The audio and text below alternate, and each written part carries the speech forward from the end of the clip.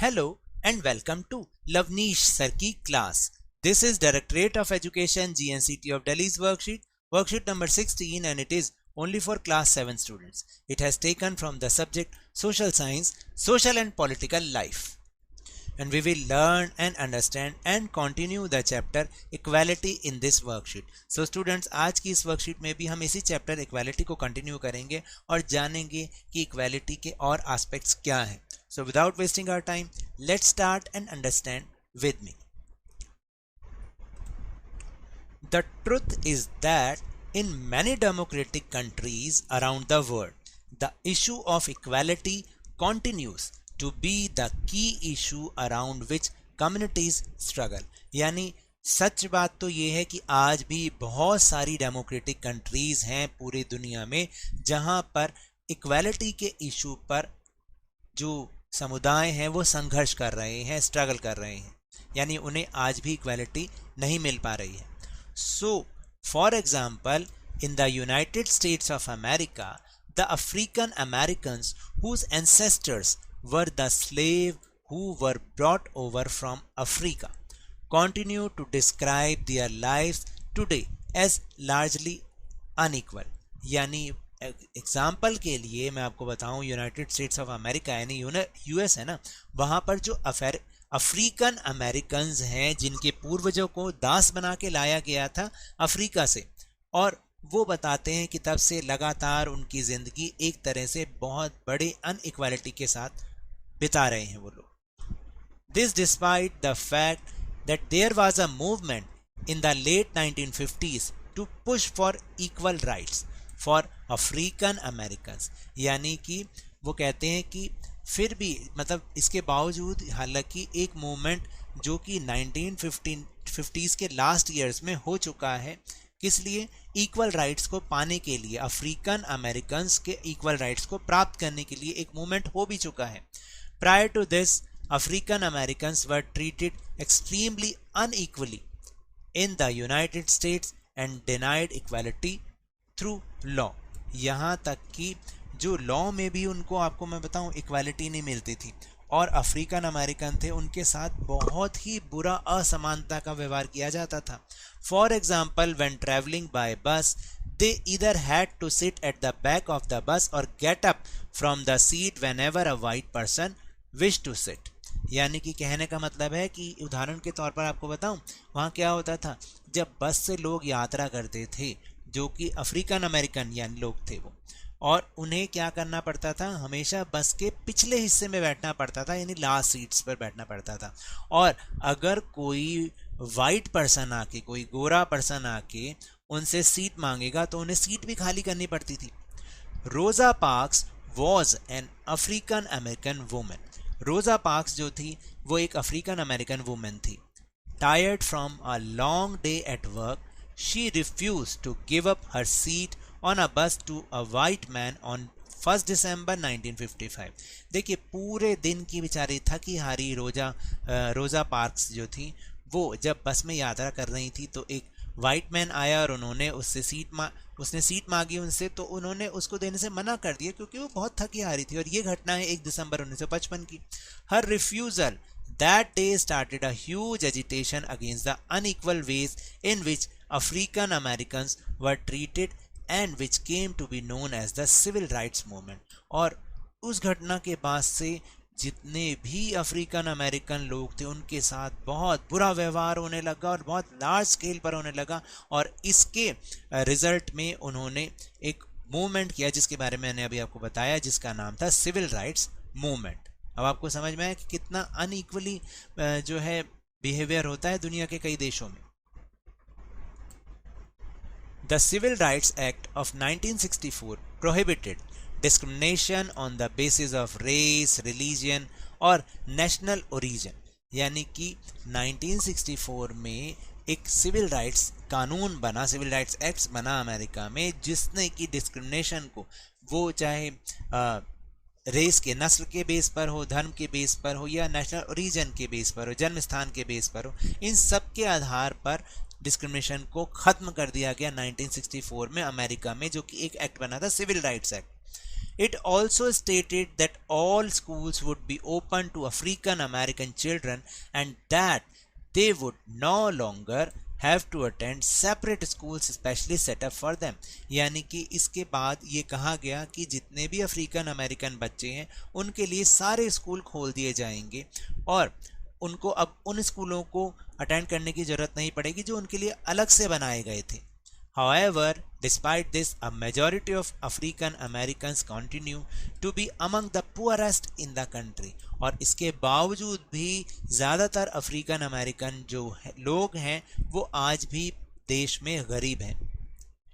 Most African American children can only afford to attend government schools, that they have fewer facilities and poor qualified teachers as compared to white students who either go to private school or live in areas where the government schools are as highly rated as private schools. यानी कि देखिए क्योंकि ये कानून बन चुका है उसके बावजूद भी क्या होता है जो ये अफ्रीकन अमेरिकन बच्चे थे वो क्या थे वो ऐसे स्कूल्स में जाते थे, ऐसे गवर्नमेंट स्कूल में जाते थे जहाँ पर कि बहुत कम फैसिलिटी होती थी या कि बहुत कम क्वालिफाइड टीचर्स होते थे.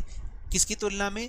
एक वाइट स्टूडेंट की तुलना में जो कि या तो प्राइवेट स्कूल में जाते थे या ऐसी जगहों पर रहते थे जहां पर गवर्नमेंट स्कूल्स जो थे उनका स्टैंडर्ड बहुत हाई था प्राइवेट स्कूल के जैसा. तो उनको तो ये सुविधा थी, लेकिन जो है अफ्रीकन अमेरिकन बच्चे थे उनको ये सुविधा बिल्कुल नहीं थी. सुविधा क्या? उनके पास पैसे ही नहीं थे क्योंकि वो गरीब थे. तो डिस्क्रिमिनेशन उसके बाद भी चलता रहा. सो यहाँ पर एक डायग्राम के थ्रू ये दिखाया भी गया है आपको कि what are the challenges of democracy, यानी डेमोक्रेसी की चुनौतियाँ क्या क्या हैं. पहली इकोनॉमिक इक्वालिटी, क्योंकि जो आपने देखा रिच और पुअर का डिफरेंस बढ़ता जाता है. और सोशल इनइक्वालिटी. सोशल इनइक्वालिटी का मतलब है कि भाई आपने देखा कि किस तरह से उनके साथ हर जगह जो है डिस्क्रिमिनेशन होता था. इसको बोलते हैं सोशल इनइक्वालिटी. अब हमारे कॉन्स्टिट्यूशन में आर्टिकल 15 दिया गया है जो कि इक्वालिटी को बहुत सपोर्ट करता है. वो क्या है? Let's see. Except from article 15 of the Indian constitution, यानी इंडियन कॉन्स्टिट्यूशन में दिया गया आर्टिकल 15 क्या बताता है? Prohibition of discrimination on the grounds of religion, race, caste, sex और प्लेस ऑफ बर्थ.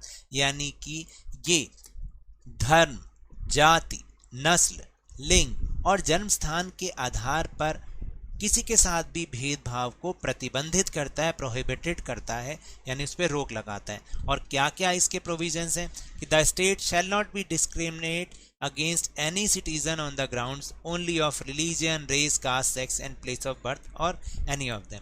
यानी कि स्टेट का मतलब यहाँ पे कंट्री है कि कंट्री किसी भी सिटीजन के साथ उसके धर्म, जाति, नस्ल और जन्म स्थान के आधार पर भेदभाव नहीं करेगी. No citizen shall on grounds only of religion, race, caste, sex, place of birth or any of them be subjected to any disability, liability, restriction or condition with regard to. यानी कहने का मतलब ये है कि कोई किसी भी सिटीजन्स के साथ कोई भी भेदभाव नहीं किया जाएगा. और access to shops, public restaurants, hotels and places of public entertainment, यानी उनको किसी भी बेस पर शॉप्स में जाने से, पब्लिक रेस्टोरेंट्स में जाने पर, होटल्स में जाने पर या फिर पब्लिक एंटरटेनमेंट के जो प्लेस हैं उन पर जाने से रोका नहीं जा सकता.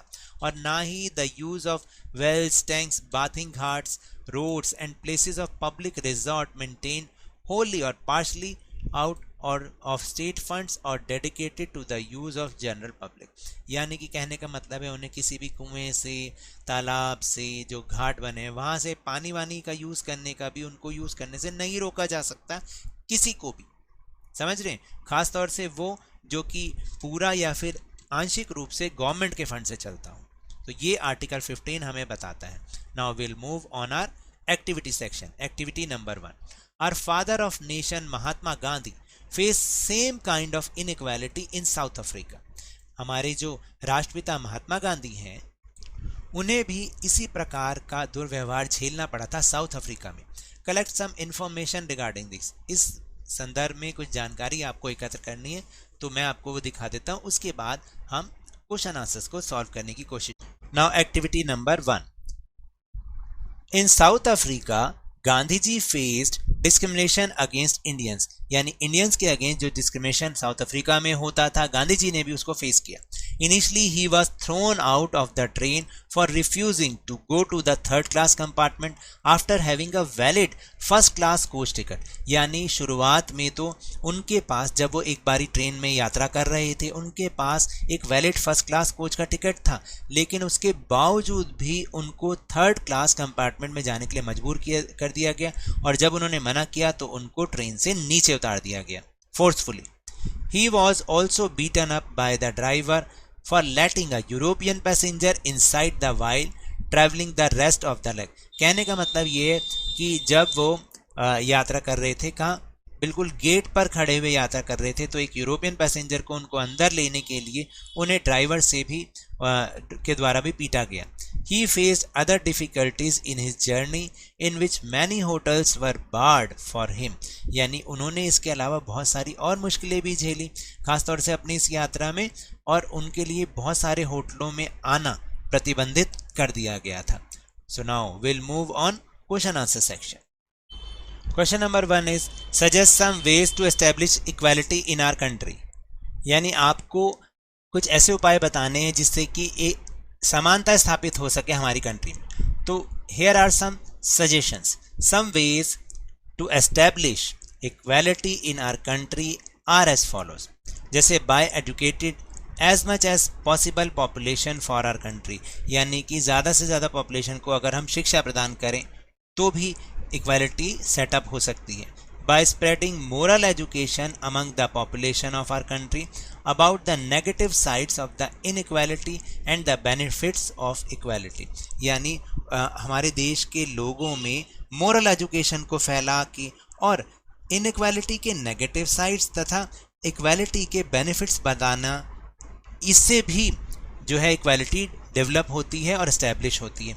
Now third is by establishing a strict law system which will give strict punishments if the social equality is violated. यानी कि अगर जो हमारी सोशल इक्वालिटी है वो उस प्रतिबंधित होती है, उसको कोई छीनता है, उसको कोई रोकता है, तो इसके लिए एक स्ट्रिक्ट लॉ सिस्टम होना चाहिए, बहुत ही सख्त कानून व्यवस्था होनी चाहिए जो कि ऐसा करने पर जो है सज़ा मिले उसको। तो ये भी एक तरीका है। Now last is we have to start this from our own house, और ये हमें अपने घर से शुरू करना पड़ेगा। This small individual efforts can be very effective and in future we will surely get an equality filled society for our own country. और अगर ऐसा होता है ना, तो ये छोटा सा प्रयास ही हमारा बहुत ही इफेक्टिव होगा और फ्यूचर में हमें एक समानता से भरा सोसाइटी हमारी कंट्री को मिल पाएगी। Now question number 2, how does Indian constitution ensure equality, explain. यानी हमारा इंडियन कॉन्स्टिट्यूशन कैसे इंश्योर करता है, सुनिश्चित करता है इक्वालिटी को। तो देखिए, the Indian constitution recognizes all persons as equal. यानी हमारा जो भारतीय संविधान है वो क्या कहता है कि सभी लोग इक्वल हैं। This means that every individual in the country irrespective of his or her caste, religion, educational and economic backgrounds is recognized as equal। यानी कहने का मतलब ये है कि भारत का जो हर नागरिक है, हर व्यक्ति है, वो अपने कास्ट और अपना धर्म, जाति और अपने शैक्षिक और आर्थिक आधार के बावजूद भी इक्वल ही समझा जाएगा। उससे किसी भी प्रकार का भेदभाव नहीं किया जाएगा या इनइक्वालिटी का ट्रीटमेंट नहीं किया जाएगा। नाउ क्वेश्चन नंबर 3, जो थर्ड क्वेश्चन है उसमें ये पूछा गया है कि यूएसए में 1964 में सिविल राइट्स मूवमेंट क्यों स्टार्ट किया गया। So the answer is civil rights movement started in USA in 1964 to push for equal rights for African Americans because there was discrimination on the basis of race, color, religion, sex and national origin।